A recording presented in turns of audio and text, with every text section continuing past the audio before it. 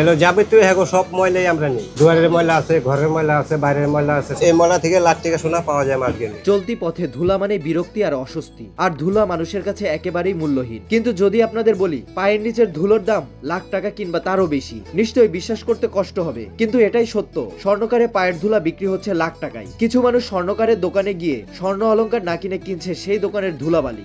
আসেনি ভাই কোনা গানে? কত দেবো ভাই? হ্যাঁ, সোনার গুঁড়া থাকে, বিভিন্ন ধরনের বহুত কিছু থাকে, তামা, সীসা, দস্তা, পিতল।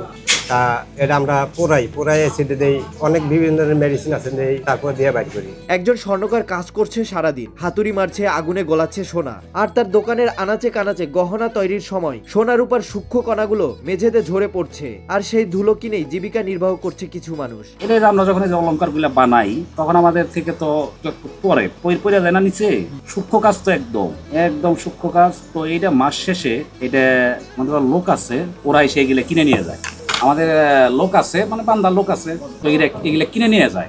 এই ধুলো যা আমরা ফেলে দিই অবহেলায়, স্বর্ণকারের দোকানগুলো থেকে সেই ধুলো বিক্রি করে করছে বাড়তি আয়। কারিগর, স্বর্ণের কারিগররা যখন কাজ করে ছোট ছোট টুকরা এখানে পড়ে, ওই সবটা টুকরা আমরা পুরাই। সোনা কাজে লাগে, বিক্রি করি, ব্যবসা তাঁতিবাজার আসি, বেচি, এই আর কি। দোকান থেকে দোকানে ঘুরে এই ধুলো সংগ্রহ করে কিছু মানুষ, পরে এই ধুলো ধুয়ে ছেঁকে গালিয়ে বের করে আসল সোনা। এটা প্রথম পুরানো লাগে, তারপরে এটারে ফাঁকি করি, মানে পাউডারের মতো ফাঁকি করে ধুইয়া মানে আটার মতো ছাই না। তারপর একটা মেশিন আছে, মেশিনে দিলে অনেক মেডিসিন আছে, সোয়াগা আছে, পটাশ আছে, বহুত ধরনের মেডিসিন আছে, দিয়ে তারপর গালাইলে তাহলে সোনা রূপ আলাদা হয়ে যায়। আমরা বাই করি। এই ধুলো সংগ্রহ করার পর ছেঁকে গেলে বের করা হয় আসল সোনা। বিশেষ করে পুরান ঢাকার গয়নার দোকানগুলোতে এই ধুলো বিক্রি হচ্ছে লাখ টাকায়।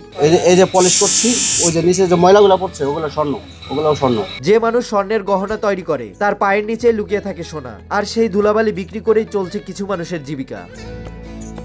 নাজমুস সাকিব, নিউজ 24, ঢাকা।